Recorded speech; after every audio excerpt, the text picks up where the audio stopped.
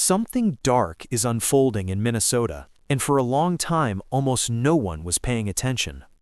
According to a handwritten letter now sealed inside federal evidence, a man at the center of one of the deadliest political attacks in modern Minnesota history claims he was threatened, pressured, and ultimately pushed into a plan that went far beyond a lone act of violence. He alleges that refusing to participate would have put his family in danger.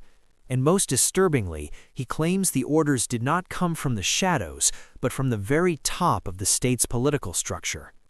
Federal agencies are now tearing apart the aftermath of a political nightmare that shattered Minnesota's sense of safety. What began as an apparent isolated attack has expanded into a full federal investigation involving the FBI, DHS, and ICE. The pressure is no longer focused on one gunman. It is climbing upward towards senior political figures, state appointments, and a system of influence that quietly intersected welfare programs, public funding, and political power. This is no longer just about who pulled the trigger. It is about who built the environment that made it possible. The night Minnesota broke did not begin in chaos. It began with precision.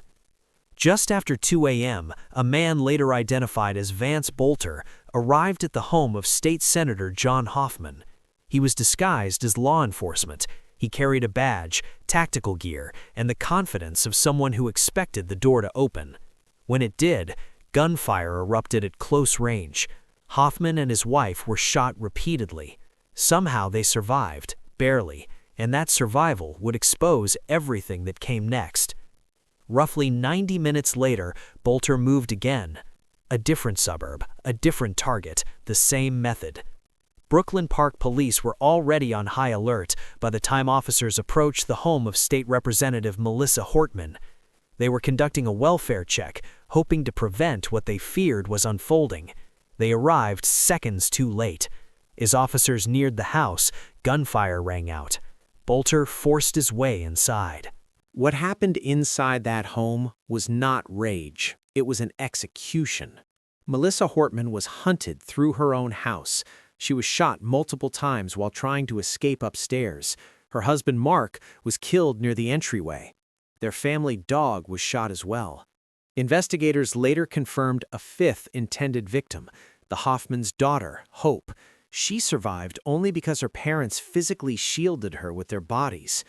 By sunrise, Minnesota was reeling. At first, authorities framed the attack as the work of a lone extremist, a politically motivated killer driven by ideology, a conservative, pro-life, angry about legislation. The narrative was neat, contained, familiar. Then, investigators found the letter. Inside an abandoned vehicle near the manhunt perimeter, federal agents recovered a handwritten document addressed not to local police, not to the media, but directly to the sitting director of the FBI, Kash Patel. This was not a manifesto written for attention. It was a targeted communication to the highest level of federal law enforcement. And it changed everything. In the letter, Bolter does not hedge. He identifies himself explicitly as the shooter at large. He then goes further, making claims so explosive that investigators were forced to scrap their original theories. Bolter alleges that he had been embedded within U.S. military operations for years, that he ran missions overseas, that he was activated, deactivated, and then activated again.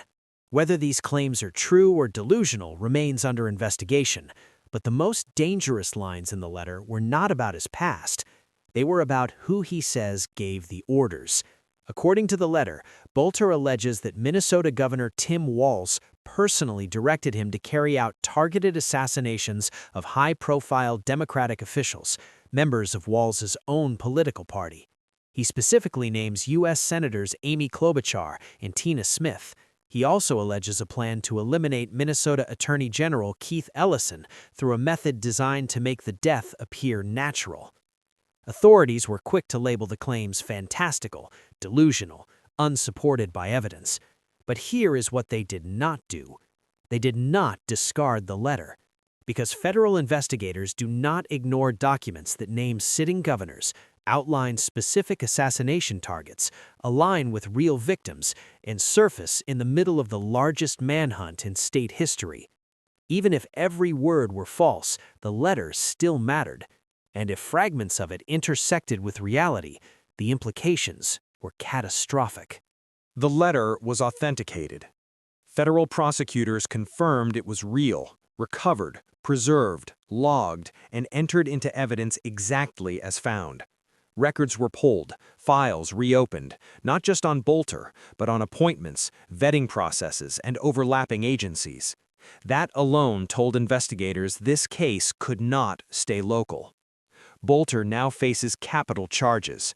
The death penalty is formally on the table, pending review by the Attorney General. ICE and DHS were looped in, not because of ideology, but because Bolter's claims crossed into federal appointments, records, and exposure. This case escalated not because of what he believed, but because of who he named. And then, investigators uncovered something harder to dismiss: proximity. Bolter was not a random outsider. Years earlier, Governor Tim Walz had personally appointed him to a state workforce development board. That credential placed Bolter inside the orbit of state power, vetted, approved, elevated by the governor's office. That distinction matters. At the same time, investigators learned that Jennifer Bolter, Vance's wife, had also previously worked for Governor Walz. Documented employment. Alone, that meant nothing, but together, it erased the idea that the Bolters were completely detached from the political ecosystem surrounding this case. Then came the traffic stop near Molax County. Law enforcement stopped a vehicle carrying several relatives of Vance Bolter, including Jennifer. According to multiple sources, the stop was planned. Inside the vehicle, officers reportedly found firearms, ammunition, passports, and a large amount of cash. No arrests were announced on the spot, no charges filed, yet. But detentions like that do not happen without cause, especially when federal agencies are already circling a case involving political assassinations. At that moment, Jennifer Bolter stopped being framed as a grieving spouse and started becoming someone investigators wanted eyes on. In a case this volatile, that shift matters. Authorities also confirmed the existence of a manifesto, and then refused to release it. The official explanation was that it lacked specificity, that releasing it could mislead the public. But critics argue the contradiction is obvious. A document insufficient to explain motive does not normally trigger sealed federal escalation. Officials ask the public to trust conclusions without seeing the evidence. And in a case involving political violence, that silence only fueled suspicion. If this were truly just a lone madman, why do sealed documents, withheld evidence, and federal quiet keep pulling higher offices into the frame? To be clear, there is no proof tying Governor Walz directly to the crimes. None.